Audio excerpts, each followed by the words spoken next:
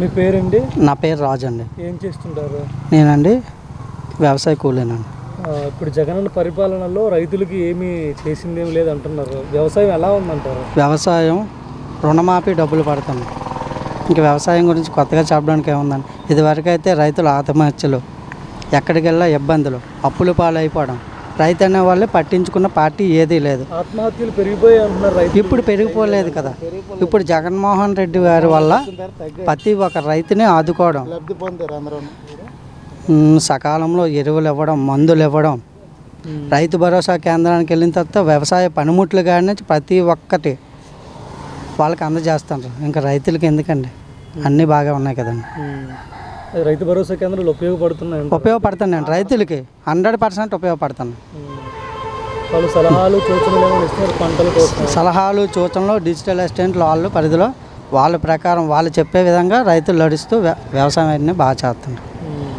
ఇక్కడ ఎంపీగా ఎవరు గెలుస్తారు? బొత్స ఝాన్సీయా, శ్రీభరత్ గారా? ఎంపీగా అయితే ఝాన్సీ మేడం గారు గెలుస్తారు. ఈ లోకల్ ఆడపిల్ల కష్టం వచ్చిందంటే ముందుండే నిలబడే కుటుంబం, చాలా పెద్ద కుటుంబం.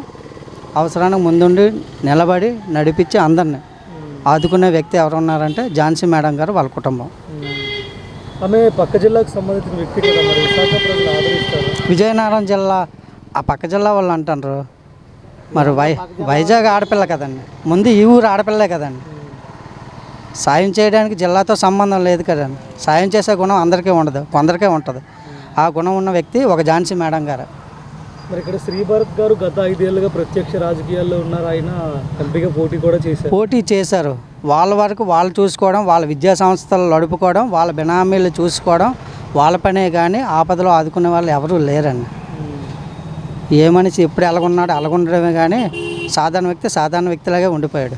ఒక జగనన్న దయ వల్ల మనిషి అనేక విలువలు, గుర్తింపులు అన్నీ వచ్చేంత ఒక వైఎస్ఆర్ పార్టీ వల్లే మనిషికి అనే గుర్తింపు అనేది వచ్చింది. మీ పేరండి? నా పేరు శ్రీనివాసరావు అండి. ఏం చేస్తుంటారు? నేను ఆటో డ్రైవర్. వాహన మిత్ర వచ్చిందండి మీరు?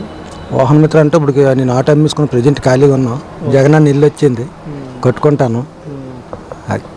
ఇక్కడ వైజాగ్ ఎంపీకి ఎవరు గెలుస్తారంటారు? బొత్స ఝాన్సీయా, శ్రీభరత్ గారా? బొత్స ఝాన్సీ గారు గెలుస్తారండి.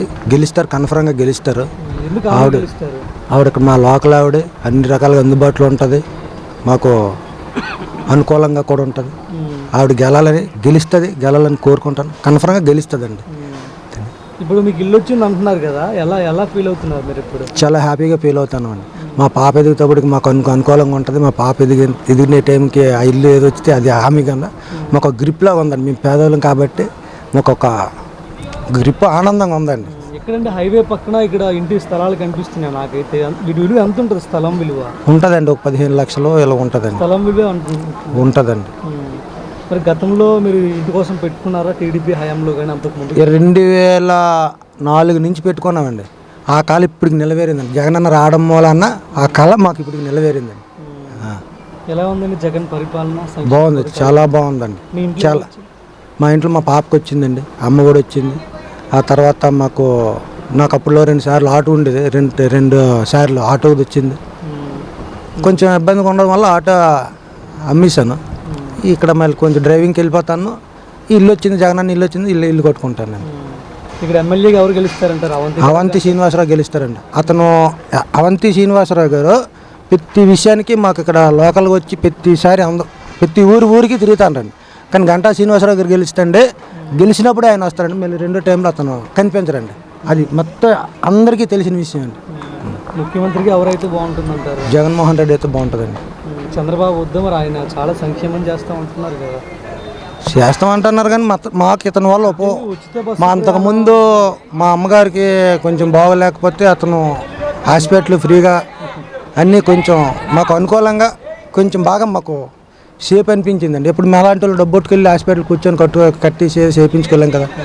ఇది ఆరోగ్యశ్రీ పథకం కింద మాకు చాలా బాగుందండి.